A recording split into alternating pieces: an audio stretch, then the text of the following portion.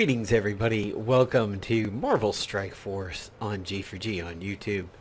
I'm your host Napalm Dawn, and today I'm going to be opening a couple of special orbs over here, and we're going to talk about the modern tier list that we've got going on in the game, and just talk about some updates that we've got going on here in the month of January, or post-New Year as it was. As you can see right here on the screen, my daily Wolverines have been dumping into Ultimus shards. And that's what we're going to do first over here. I just rolled over for my daily, so I'm going to go ahead and do some of my daily routine over here. And you'll see me giving a piece of gear to Scientist Supreme.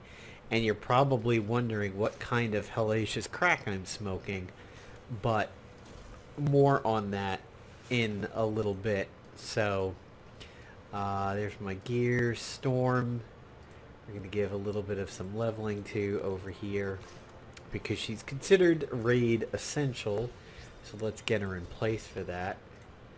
Alright, so that was my roster daily that I need to get done. Now we'll go over to supplies. I'll grab some supplies from my supply daily, and then we will go over and take a look at the orbs and open them up today live, as it were, and see how absolutely shit it might wind up being. Yeah, useful for Vision. I do know I need to get Vision up and running. His ability block is, of course, quite good, and paired with Scarlet Witch, he's even that much better, and I do have a Scarlet Witch team in place that he could very easily jump into. So, yeah, leveling him is going to be a little bit of a priority to see if he can take a spot on one of my teams, and I'll show you that team in a little bit. So the red star orbs, I'm probably going to have some duplicates that will go down into this one over here. So I think I'm going to go ahead and open some red star ones just to see what my duplicate... Oh, that's... Well, and there it is. That's actually... probably going to be what I needed. I'm going to open 5 to knock myself down to 10. So there's 3. We'll do 2 more. 1 more. Okay. Not the best pull in the world, but anything for Yondu is okay. And hey, you know, throwing a little bit of love at a shield trooper isn't the worst thing in the world. However, it is not my favorite red star. And there she is, actually on screen. So, yep, she was a full 7-star pull that I got on her. And this has made a lot of people just ridiculously jealous, and I apologize for that. However, much like I saw from another Reddit poster, when you get so many red stars for a character like that, it can actually really screw up your team if you keep teams the way that they are supposed to, which is within, you know, a few hundred and maybe about 1,000 of the rest of your team. So, well, Yondu's getting a little bit of love over here, which will help him out a bit. But if we look at my primary team, which is like a raid team or arena or high blitz, it is 1, 2, 3 on Gamora, skipping Crossbones, Captain America, Night Nurse. So everybody on the top row minus Crossbones and then adding Night Nurse is pretty much my main team. As you can see, Black Widow clocking in at 29k, she's a solid 8k over 2 of her teammates and 10k over 2 of her teammates. So that really skews things a little bit over here, and that's where red stars can get dangerous. Now, this is a first world problem, because all you need to do is just simply bump up the rest of the team to catch up a little bit. And I mean, they can get within range. I can get some of these 10k people to, be within 8. But it's going to be hard to really get everybody up to my Black Widow's power level right now. So, yeah, let me get my 2 premiums over here, and then we'll open up the duplicate Red Star's orb and see what kind of fresh hell I unleash upon myself there. The last time I opened one, it was another duplicate, and I don't know about you guys, but there really needs to be protection against that. If you open up one of these which is built on duplicates, the foundation of this orb is duplicates. And it takes a while to get to 5,000. There's no way they should allow a duplicate over here. And my first one was, so let's see what this is. Oh my god. You have got to be kidding. Good fucking god. A goddamn 5-star Hydra sniper. Wow.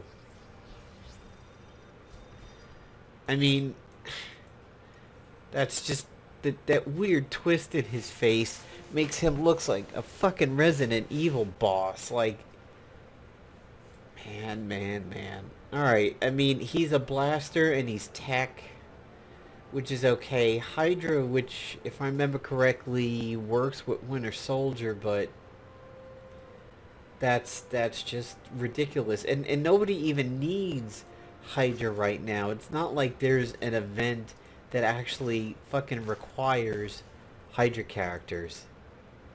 So he gains piercing and damage on his passive, gain offense up on self, 50% chance to apply offense up on an ally for 1 turn.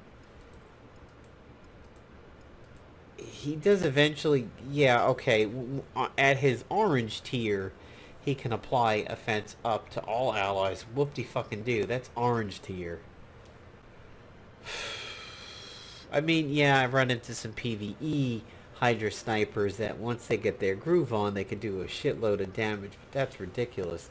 Speaking of orange orbs, yeah, let's pull that trigger there. May as well make her live up to her power. So I've got definitely 1 or 2 orange abilities that I can go and apply over here.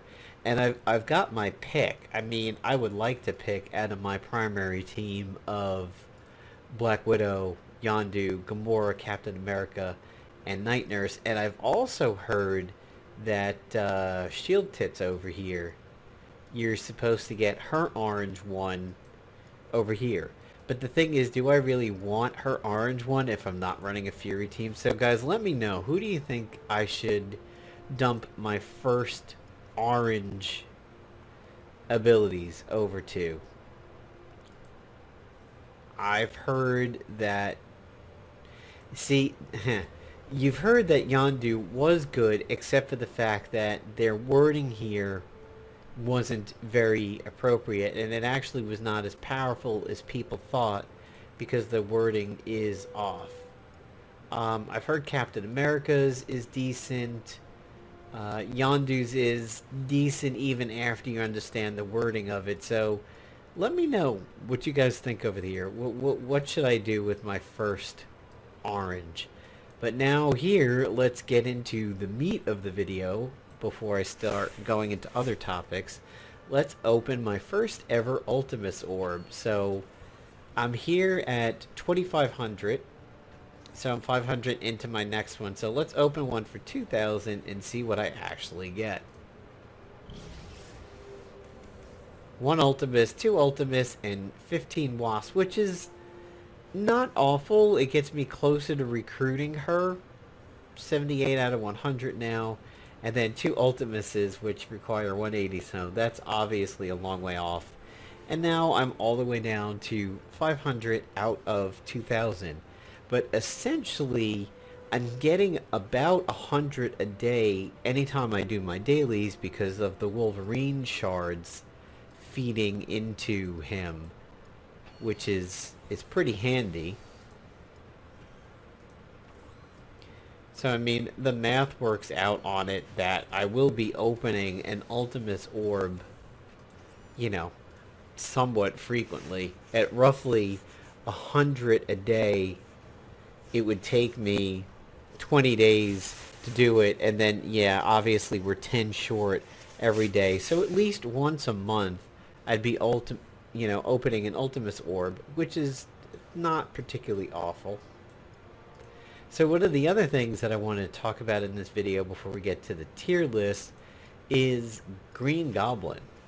So I've had him for a little bit of a while now. However, I've actually not brought him out onto the range yet. I haven't really done anything with him.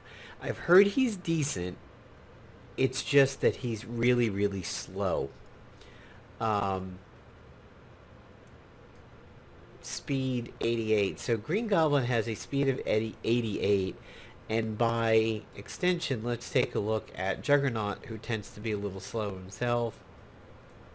77. So Juggernaut is slower. Let's take a look at, let's see what Pyro is like. Speed of 95. So it doesn't seem to be the most awful speed on the block, but it is definitely a little on the lower side over here. Well, let's take a look at his abilities. So he has a level 1 of Goblin Strike, which is essentially a bomb toss, attacks a primary target, and 25% chance to attack adjacent targets for 180% damage. But it seems to be that's what the maximum is only a 25% chance to splash. That seems a little low considering how Goblin has been represented in other games where basically he does a lot of splash damage. So I think that 25% seems low. His second is Burning Rage, which seems to be a little bit anti-Fury over here. Attack a random target with stealth for 210% damage. If no targets have stealth, attack the primary target instead. Deal additional damage per positive effect on the target, which, as you know from doing raids, is very, very anti-shield or anti-Nick Fury, because those teams basically thrive on an incredible amount of buffs. Fire and Brimstone, which is his level 3, attack a primary target for damage, attack 2 to 4 random targets for 180%, and then my next rank up over here is 30% damage to primary and secondary.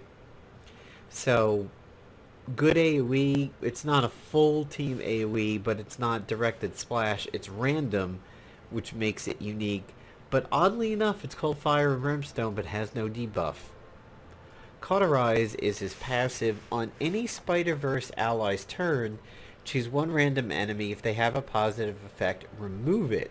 When he spawns, apply defense down to the enemy with the most resistance, which could work against a defender team against Jessica. If that enemy is shield, apply defense down for 2 turns. It can't be resisted, so that's really anti-Jessica because she resists everything. And my next upgrade is, on any Spider-Verse ally's turn, choose 2 random enemies. If they have a positive effect, remove 1. So 2 people on the opposite side would each have an effect removed. The reason why I haven't paired him up with anybody quite yet is that if you look at my Spider-Verse, my Miles is way down in the basement, my Spider-Man is pretty high up, and my Venom is high up too. He's in a no man's land of not fitting with anybody. If I could get him on par with more people and got Spider-Man, Miles Morales up there too, then I can maybe team him up with something. But as it is for right now, he sort of is just kind of nowhere for me, which is why I haven't been able to take him out on the field.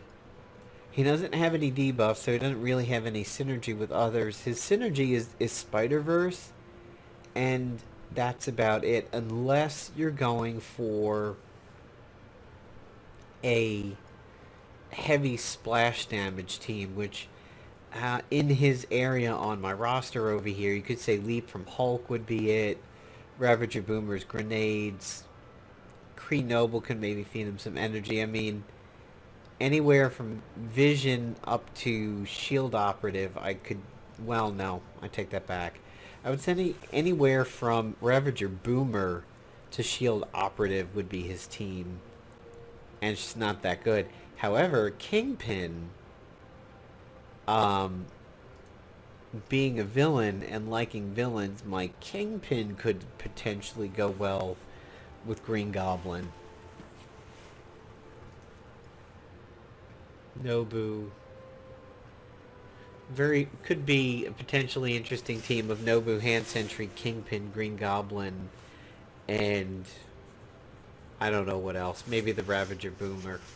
But yeah, he's kind of nowhere for me. So let's go ahead and talk about the current tier list that we have going on over here. Now, this one is out of date a little bit. It's by Khasino, but it's only patched to 1.1, and we're higher than that now, but it's still a pretty good basis over here.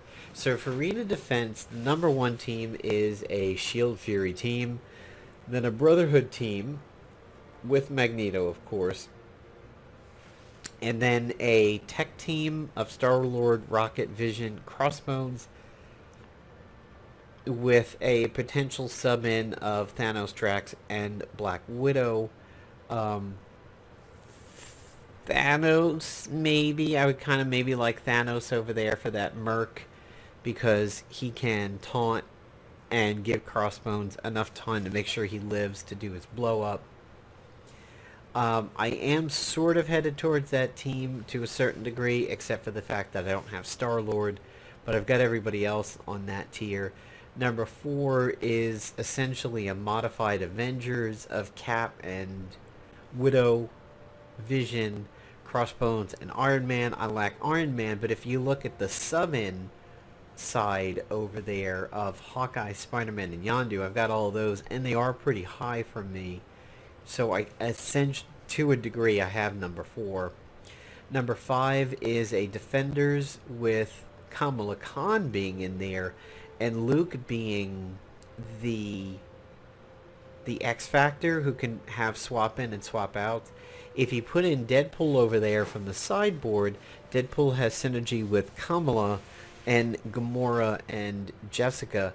I'm surprised to see Luke being the not an anchor over there, because Luke gives regeneration to the team if they're defenders. Odd.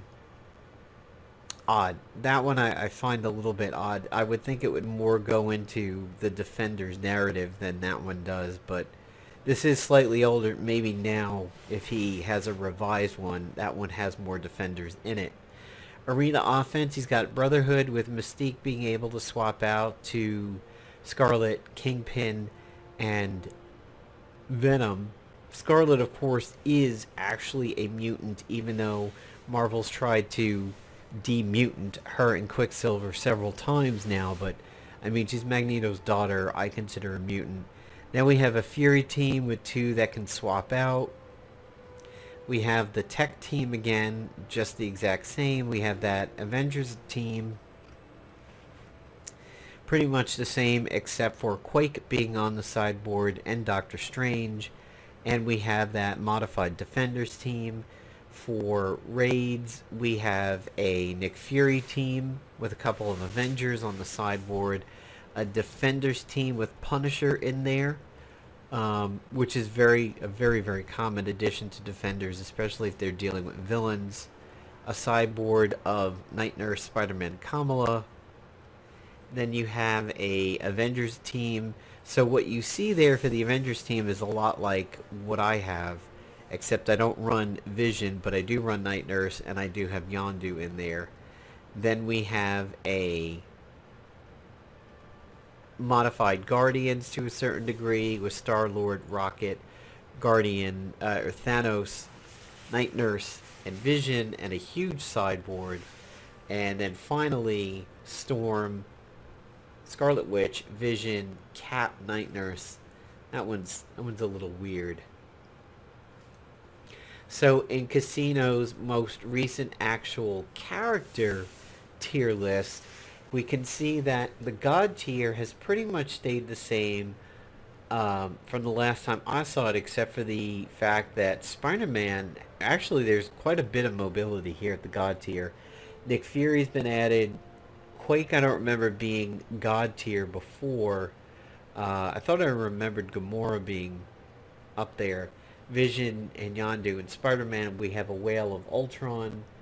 In the demigod range, we do see several that have a +1, which means they could go into the god range if you have built a team around them.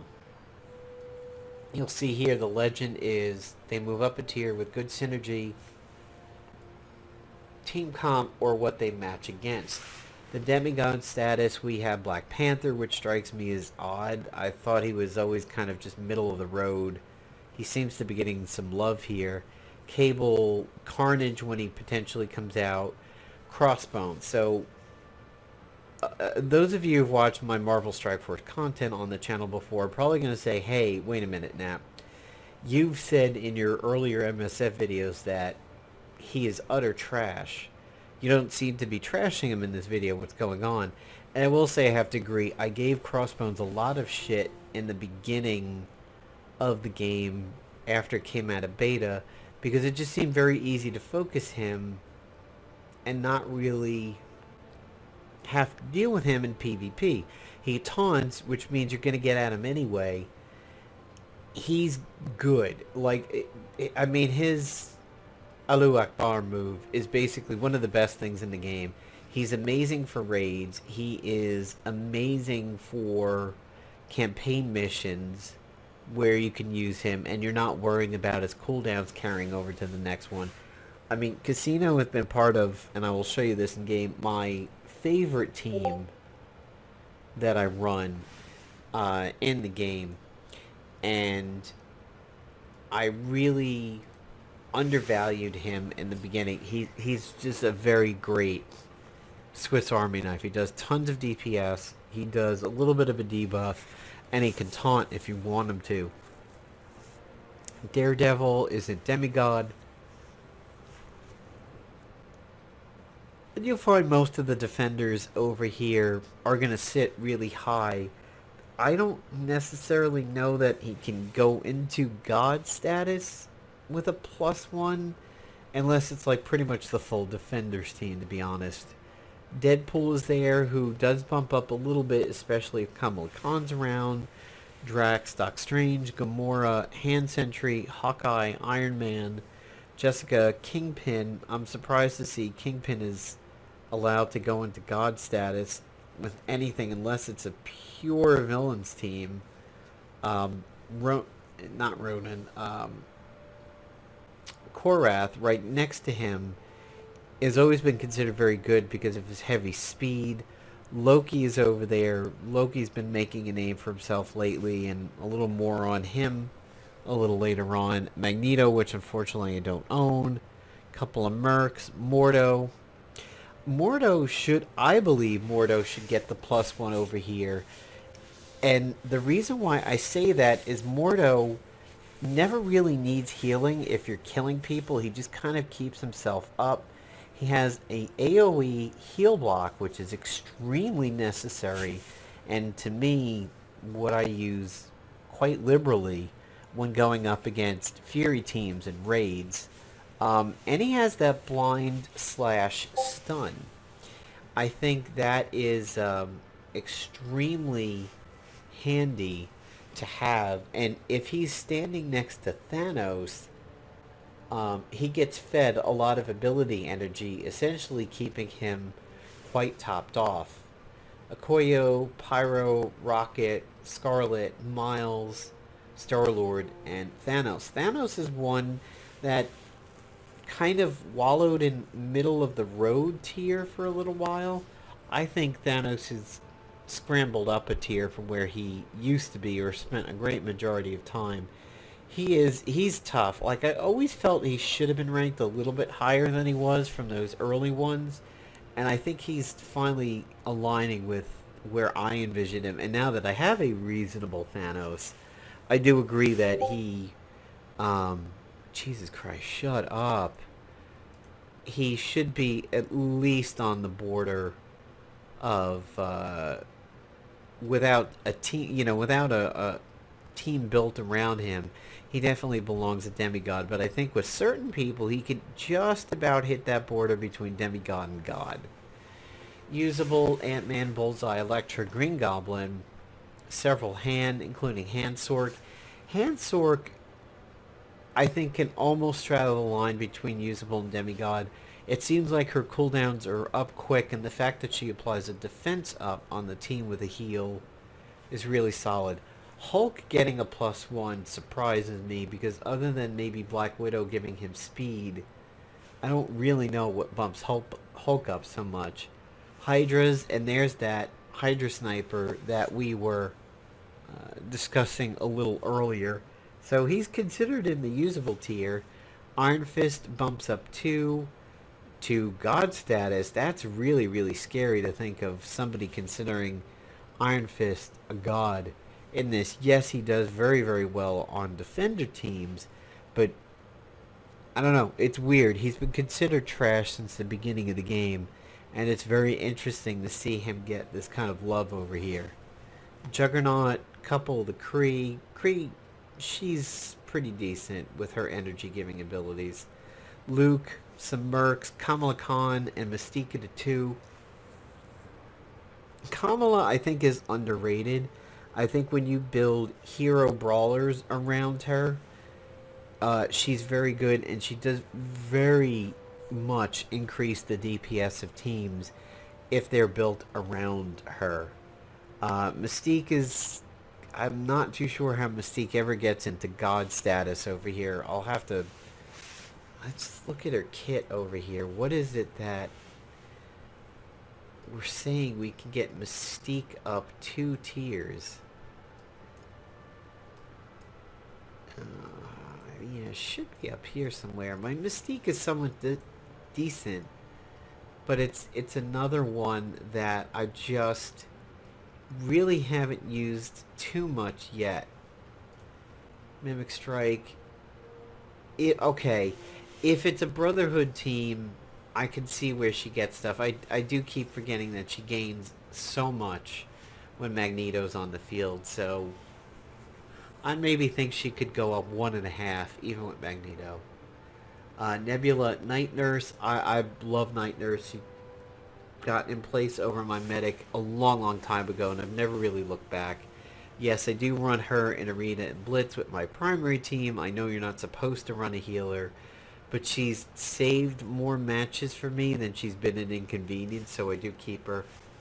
Nobu took some hits since the beta, but he's still holding his own. Punisher gets a +2 if he gets on a defender's team. A Ravager, Red Skull, which we don't have access to. Sabretooth has probably got a +2 if he's on a Magneto Brotherhood team. Shield Medic +2 because of the orange ability. Shield Op. I'm surprised there isn't a classification for her. Is only escort missions does she get this plus, but she's getting a raw +2 over here. We've got some shield guys. Thor, Ultimus. Considering how the game builds Ultimus compared to Thanos, seeing Ultimus ranked below Thanos sounds really sad. Venom's got a +1 likely if he has more Spider-Verse teams, but more on him in a bit. Wasp, Winter Soldier, and Wolverine's just kind of middle of the road. And then the 2 trash tiers are basically the remainder of your aims and Hydras, the Ravager, Stitcher, Kree, Groot, Storm.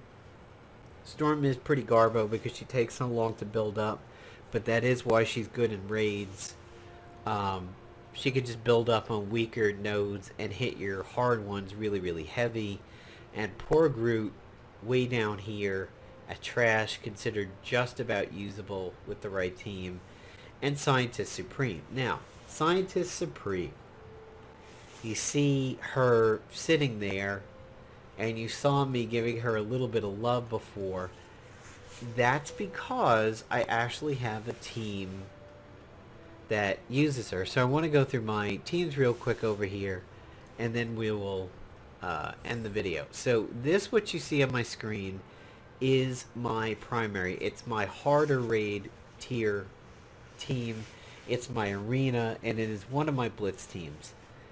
While it is my most powerful, and I do happen to be intimately aware of their cooldowns and how to plan this team out very well, they're fun. They're not the flashiest thing in the world. They do a lot of single target, and they've got a lot of sustain, and it's just a solid overall team, but it's not fun. It's like a car. It's like a Cadillac with an okay engine in it. It gets me from point A to point B in a lot of comfort and luxury, but it doesn't have a lot of crazy ass bells and whistles on it. This team up here, basically ignore. I think that was just a mystic team for something. My favorite team for blitzes and a lot of weaker raids is what you see here on the second line: Hawkeye, Mordo, Quake, Strange, Crossbones. Conceivably, I can bring Hawkeye out and bring Rocket in for some tech with Crossbones. But these guys are just phenomenal AoE. They just AoE everything down. You've got the heal block from Mordo. You've got Quake's AoE. You've got Crossbones' AoE. You have Strange's Tornado, which flips buffs, which is good for removing taunts. And he can res somebody if they've died. And Hawkeye, of course, has a blind, with Mordo having a blind. Good AoE, buff removal. It's a fun team. I really like using this team. I wish Doctor Strange had a little bit more love than just being a 3 yellow star character. As you can see, he's the weakest one. But Mordo is the one who needs a little bit of love for his gear. This team over here, so this is my debuff team. And it is, in a lot of ways, anchored by Scientist Supreme. And you're like, Jesus Christ, you are the stupidest person to ever play Marvel Strike Force. I get that. And I get how you would say that, especially considering how she's ranked and everything like that. Everybody pretty much hates her. But I will take her out, and I'll show you guys what I do with them. So I'm avoiding the 2 tank teams, and we're going to go for this, what seems like a little bit of a modified defender. And I'll show you how I use Scientist Supreme and why I like her. There, unfortunately, is not a character out there that does more damage based on the debuffs of a target, and that's where Scientist Supreme would really come in handy if you had a team that exploited... Excuse me. If you had a team that exploited debuffs, Scientist Supreme would be demigod tier at that point. But unfortunately, unlike, say, Marvel Avengers Alliance, you don't get that. So there were teams of Marvel Avengers Alliance that weren't raw power and strength. They were all about the long game or debuffs, and that's what this team does. So we're going to mind control Night Nurse over there, which is going to pull Daredevil into hitting her. And then he fucking 5 hits my goddamn team. I'm telling you, man, they may say the AI doesn't have a higher chance of procs, but I have not seen a 5-hit Daredevil in forever, and of course it happens against me. So Night Nurse is destroyed over here, and she's probably going to lose her life on this attack. So I sort of screwed up my own plan over here. I don't have a lot of debuffs to transfer. The goal is she uses her 3, which is a minor heal, but then a whole bunch of debuffs go out. Venom uses his ultimate and targets the person who's in the best position with the most debuffs, and then spreads them.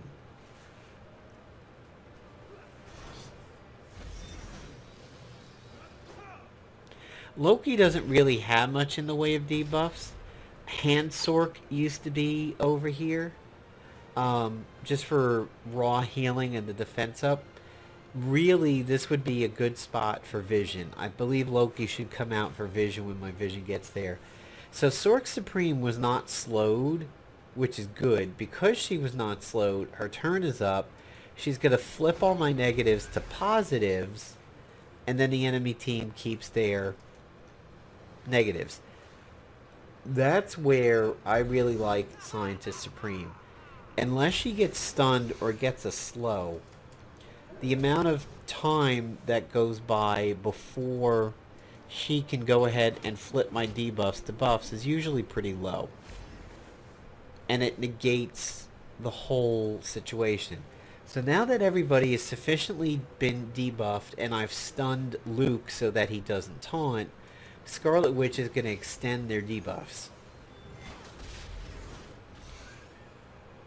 and take out a couple people. I may as well take out Luke since he's so low. I normally ignore him and go for threats. Quake's got a lot of debuffs, so I'm going to attack her. And I mean, as you can see here, Loki's clones are doing some reasonable damage. Now, if I get in trouble, Scarlet Witch has her compress ability over here to smooth out health, and the little Loki minions help that. They can be used to feed the health of the team. And Scientist Supreme's level 1, much like a lot of the other healers, causes a debuff to which can be spread from Venom and extended by Scarlet Witch. So that's what this team does. And Scientist Supreme clearly has a place on this team. And there she sets up Venom and she sets up Scarlet Witch. So when you see her as trash tier, while I would agree that the majority, obviously the majority of the community is right, I'm not going to go against the will of thousands of people who know she's trash. I'm just saying I've managed to build a team around her and have fun with it, and she does a pretty decent job. I don't use that team in like raids for anything because I don't really consider them that good, but some of them have had a place in the Sabretooth campaign. I'll go with these guys, no tank. Minus Kingpin when he puts his minions out there. So here is my AoE team, and we'll get to see them in action, and I'll wrap up the video. Now, like I've said, conceivably Rocket could very easily swap into this team. Probably the Hawkeye spot. It's just that Hawkeye has a tremendous amount of utility. It's utility the rest of my team has. I have another blind. And I have another buff remover.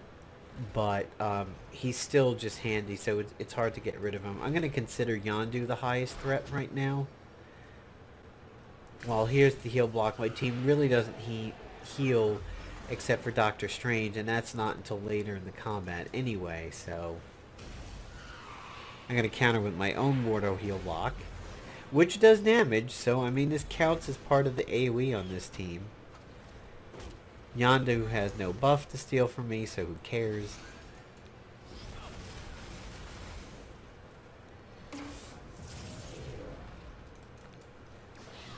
Quake's going to go ahead and throw that slow right down Main Street.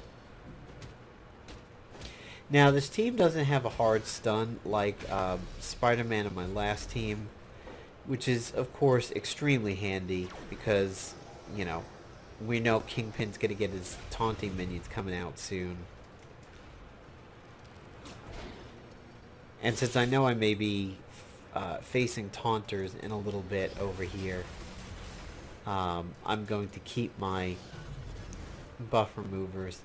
So Crossbones' blow up is already ready. I could have waited in case the Kingpin minions came out, but I'm just kind of going for the kill here. I'm going to bounce off Kingpin a little bit because I was hoping to get Mordo before he did this. Well, looks like he missed everybody. I'm going to save Quake's AoEs for the minions if they happen to come out. And damn, that Ravager did a decent amount of damage there. Still holding on to it just in case the Kingpin Taunters come out.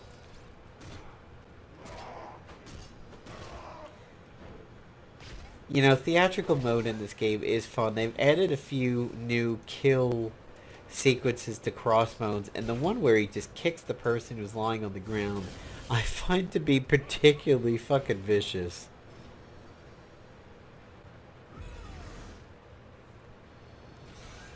So let's flip those buffs, which is essentially a form of removal. So now we don't have to worry about him taunting. I think this game really needs to begin adding debuffs that cause damage over time that aren't just considered bleeding. Like, we legitimately are at a point now where we could work with burning and poison, at least those two, because like Green Goblin, his grenades technically should be capable of doing either one. He's not even doing bleeds. The thought of Green Goblin having grenades that only have a 25% chance to splash and cause no debuff, considering how chemically oriented he's always been in his games and whatnot, I find they're missing the mark on that one. Now, I understand that is a little bit of a different Green Goblin than normal, but yeah, it just seems kind of strange that we are not getting any debuffs from a guy whose grenades, to me, scream that they should be doing debuffs. Some kind of cloud effect or whatever. But there you go, guys. There are some tier discussions for January of 2019. Some talk about the teams that I like to run, and I just wanted to open up my Ultimus orb for you guys to see how shit my luck would be. It was okay, but that Red Star duplicate one continues to disappoint to some degree. But at least it wasn't another dupe, thank God. So, take care, everybody. I will see you guys in the next video. Peace out.